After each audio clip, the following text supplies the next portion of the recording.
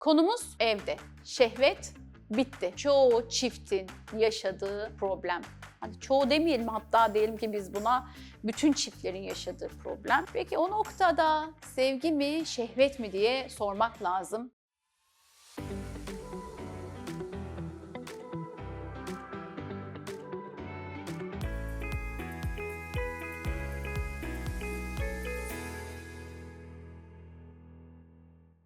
Evlilik öncesi birçok çift tutkulu bir aşıkken evlendikten sonra o aşk bir şekilde evriliyor, çevriliyor, sevgiye dönüşüyor. Aşkın o temelinde, kimyasında bir tutku var. Karşı konulamaz bir fiziksel çekim var. Yani bir şehvet var. Şehvet yatıyor. Nedense biz o evliliğin temeline şehveti değil de, tutkuyu değil de sevgiyi koyuyoruz. Niye sevgiyi koyuyoruz? Çünkü sevgi bir güvenli bir liman adeta. Hani böyle rahat, ılık, böyle sonsuza kadar sürecek, sarıp sarmalayan yumuşacık bir duygu gibi. Ama işin aslı ne biliyor musunuz? Sevgi, şehvetle desteklenmedikçe evlilikler birbirini seven, güvenen ebeveyn ilişkisine ve ne yazık ki arkadaşlıklara dönüşüyor. Zamanla uzun süren birliktelikler, uzun soluklu birliktelikler sıkıcı hale geliyor. Boğucu bir hal alıyor ve monotonlaşıyor. Peki o noktada asıl önemli olan sevgi mi yoksa şehvet mi diye düşündüğümüzde şehvet bedensel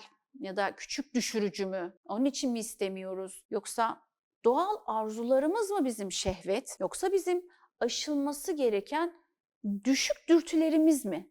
İnsanlar bunu düşündükleri için aslında şehvetin yerine sevgiyi koymuşlar. İşin aslı şehvet, aşkın ardından gelen o güçlü cinsel çekim enerjisi. Boşalmış ve doyumlu olmak yerine hep arzulamak, hep yarım hissetmek, hep böyle tam olamamak, böyle bir şehvetin o sürekli bir açlık halidir. Yani bunu gerçekten aşık olan herkes eminim ne dediğimi çok iyi anladı. Şehvet aynı zamanda böyle bir endişeli haldir, aynı zamanda kaygıdır ve yoksunluk halidir. İnsana bunu yaşattırır ve sevginin aksine de gerçekten güvensizlik yaratır.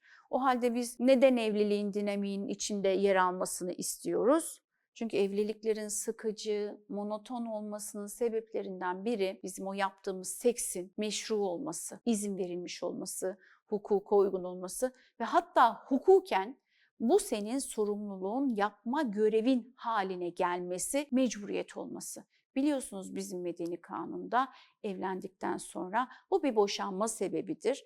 Kadın ya da erkek kadınlık görevini ya da erkeklik görevini yapmadığında, yani cinsellik yaşamadığında bu bir boşanma sebebi sayılıyor. Seks meşru ve hatta mecburi. Tam bu saydıklarım şehvetin doğasına ters. Şehvette bir ulaşılmazlık var, bir gizem var, bir yasak var, bir günahkar tarafı var. İşte onun içinde karşı konulamaz bir çekim yaratıyor. Eşler birbirini sevdiği halde birbirinin aldatmasının temelinde ne yazık ki bu çekim var. Şehvet işte bu yüzden sevgiden çok daha güçlü ve tam da bunun için tutku dolu, sevgi dolu birliklerin temelinde şehvet var olmalıdır. Size yasak olan insanın ardından şehvet duyarsınız. Bu sebeple meşru olan, güvenli olan, sevgi dolu evliliğe bir yasak yön katmak gerekiyor. Evliliğin de günahkar bir tarafı olmalı. Şu anda ben anlatırken karşıda kameramanım, canım benim.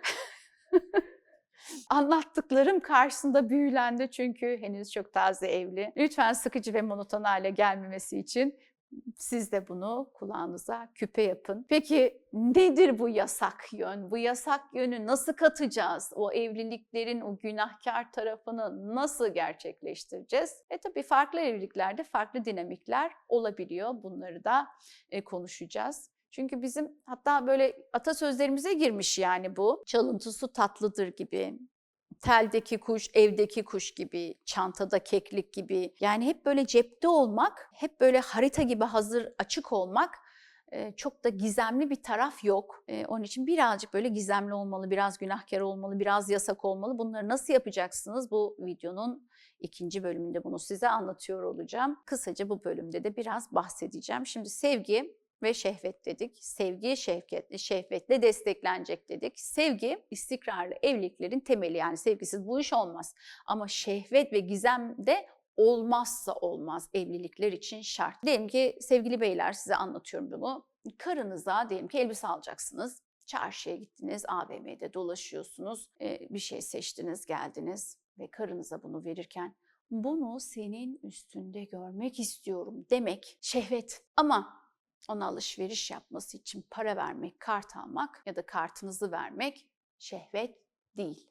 Ne demek istediğimi anladınız mı, aradaki nüansı? Burada bir de sexting'e hafif bir giriş yapacağım. Çünkü sexting ile ilgili burada videolarım var. Anlattığım, arkadaşlarım muhtemelen link paylaşacaktır. Sexting ne demek? Sexting, seksle ilgili, sekse dair mesajlaşma, iletişimde kalma. Cinsel iletişim için temel ihtiyaçlardan biri ve evliliklerde de mutlaka olmalı. Her seks sonrası seksle ilgili konuşun, sekse dair konuşun. Bir sonraki seksi bu şekilde garantilemiş olursunuz ve bir sonraki sekste de istekli olmak için de bir gereksinim. Bu noktada gerekli ve zevkin de değişken olduğunu bilmek gerekiyor.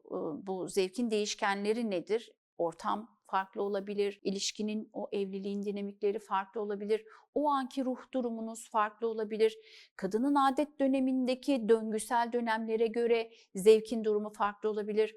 Erotik romanlar, romantik ihtiyaçlar, kadının romantizm ihtiyacı, erkeğin erotizm ihtiyacı, sekste yaşanılan doyumun derinliği, yani şipşak seksten bahsetmiyorum, gene ön sevişme diyeceğim burada. O derinliği yakalamanız için gerekli olan bir şey.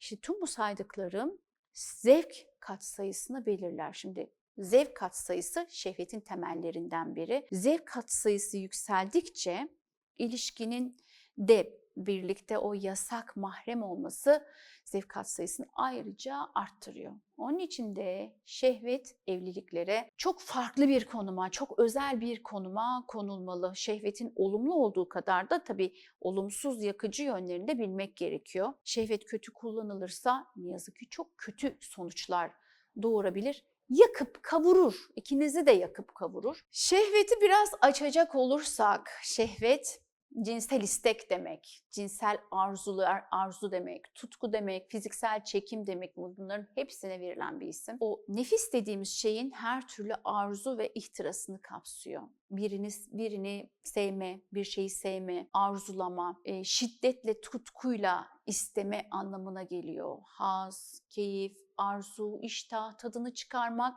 aslında bir de canlılık da demek. Nefsimizin kendine uygun olanı talep etmesi için harekete geçmesi demek. Hazza gitmek, ulaşmak için gerekli ve faydalı olduğuna inandığımız şeylere doğru bizim çekilmemiz, tahrik eden güç demek. İrade ve yargıları böyle aşan da bir güç aslında. Çok güçlü bir coşku, güçlü istek ve buna doğru, eğilime doğru yöneldiğimiz bir amaç ve uzun süreli ve kalıcı da bir güçlü duygu olarak şehveti adlandırabiliriz. Biz evliliğin asil olmasını, yani sadece sevgi bağıyla kalmasını düşünüyoruz. Böyle söylüyorsanız, böyle diyorsanız, hani benim size tavsiyem şu olur ki evlilik asil olmaz, sadece sevgi bağıyla bağlanılmaz. Bunu aklından çıkar. O zaman bir ebeveyne dönüşürsün, iki arkadaşa dönüşürsün. Sevgi şehvetle desteklenmeli. Birçok çift hayatlarında bir şeylerin eksik olduğunu fark ediyorlar ama aslında ne olduğunu da bilmiyorlar bile. Öncelikli olarak uzun süreli ilişkileri yeniden diriltmek için şehvete son sıralardan çıkartacağız. İlk sıralara vereceğiz. Şehvet yoksa da sokacağız bunu. Yıllarca biz aslında hep kötü dedik. Olumsuz anlamlar yükledik. Arzular, ihtirasların kötü, yakıcı şeyi dedik. Sahici değil dedik, geçici dedik, yakıcı dedik, yıpratıcı dedik, ilkel dürtüler dedik. Bu bir kimyasal çekim dedik, zamanla bitecek filan diye baktık. Ama şehvet çok önemli bir enerji ve şöyle diyebilirim ki işte bu şehvetle, yani günahla bazılarınızın evliliği yükselirken bazılarınız faziletle çökersiniz. Bunu kim demiş? William Shakespeare demiş. O nedenle de şehvet evlilikler için gerekli. Şehveti konuşacağımız bir sonraki videoda devam edeceğiz ve şehveti nasıl evliliklerimize koyacağız? Romantik bir ilişkinin aşamaları nelerdir? Kendi cinselliğimizi keşif noktasında evliliğimizi tutku dolu birliktelik haline getirmek aşamasında neler yapabiliriz'i konuşmaya devam edeceğim. Videonun sonuna gelirken size yeni çıkardığım kitabımdan bahsetmek istiyorum. Bu konuda çok gururluyum, çok mutluyum, çok heyecanlıyım ve bir kadın olarak, seksolog olarak da bir jinekolog gözüyle cinselliğe ışık verdiğim bir eser hazırladım. Bütün kitap marketlerden ulaşabilirsiniz. Bu bilimsel bir kitap. Arkasında 30 sayfalık bir literatür desteği. Yani boş konuşulmuyor, kafadan değil. Hepsi bilime, kanıta dayalı. Ama ki böyle ağır ağdalı bir dil değil. Hepinizin anlayabileceği şekilde yazdım. Tıpkı şu anda size anlattığım gibi. Buradan gerçekten öğreneceğiniz çok fazla şey var. Bilmediğiniz, yüzleşeceğiniz o kadar çok şey var ki anlatamam size. Misal kadınlarda orgazm süresi ne kadardır? Misal kadınlar uykuda orgazm olabilir mi? Misal Türkiye'deki kadınların %50'si orgazm olamıyor. Kadınların orgazma ulaşması için hangi pozisyonlara kadar hazırlanmış? Sadece kadın cinselliği değil, erkek cinselliğini de konuştuğum bir kitap oldu. Bu konuyu çok önemsiyorum. Cinsel hayatı çok önemsiyorum. Çünkü toplumun temelinde mutlu aile yapısı var. Mutlu aile yapısının da temelinde mutlu bir cinsel yaşam var. Hepinizin sağlıklı, keyifli, mutlu bir cinsel yaşamı olmasını diliyorum. Bu noktada da emek harcamaya devam edeceğim. Tekrar görüşmek dileğiyle. Hoşça kalın.